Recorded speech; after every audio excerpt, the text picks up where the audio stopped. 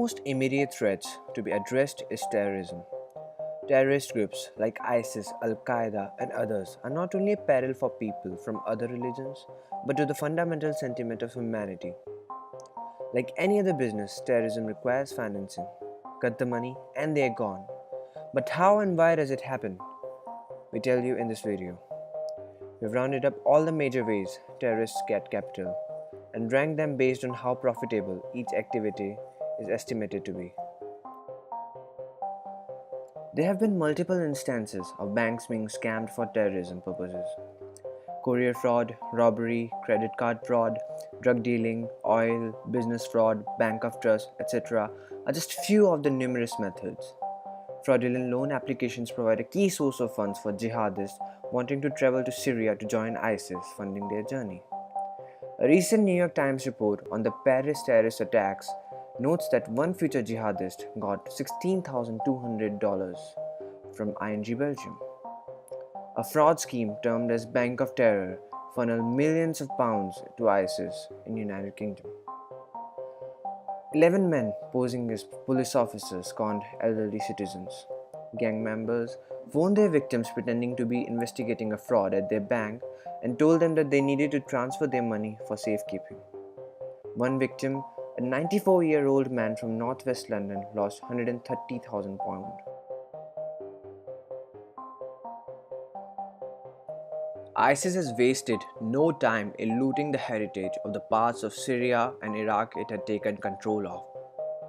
While the destruction of antiques and artifacts has generated more headlines, UNESCO warned this earlier that the ISIS is looting antiques and artifacts on an industrial scale. One-fifth of the Iraq's about 10,000 official world-renowned sites were under Islamic State control before the Syrian government intervention, and they were heavily looted and vandalized. They do this in the name of cultural cleansing. They get local farmers and people to smuggle out these artifacts, which eventually make their way to black market dealers and private collectors. Terrorist organizations enjoy a stream of donations from supporters from countries around the world.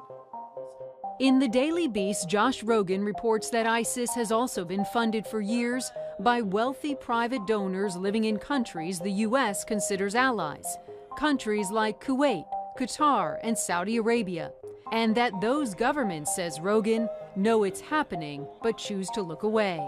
The governments could have some plausible deniability and say they weren't funding them directly. At the very least, they were looking the other way.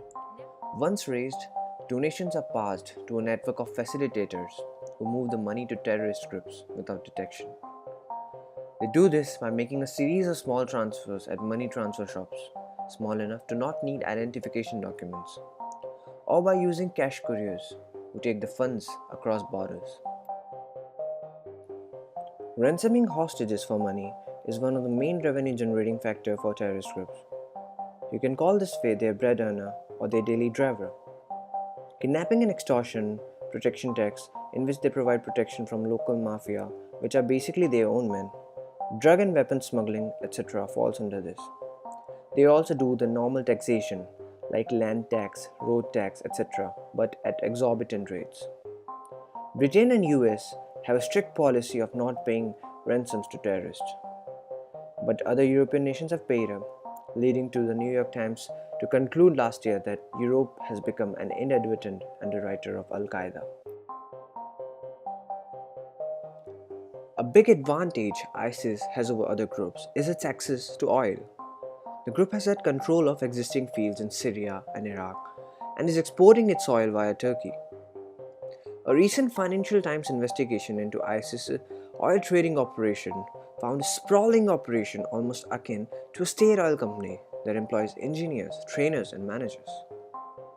The group is believed to be making an estimated $50 million a month from this trade, equivalent to $600 million a year. Although this figure has changed substantially after the new developments and territorial loss by ISIS in recent times.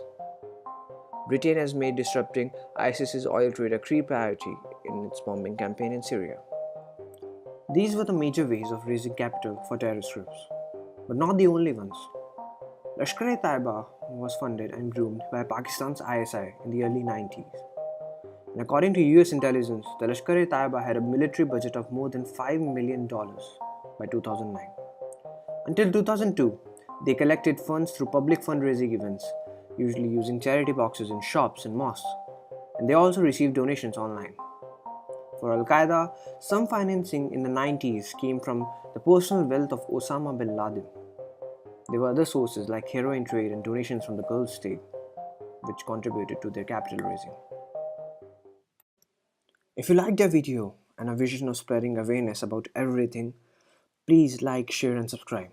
Do like and follow our Facebook page for updates. The link is given in the description box below.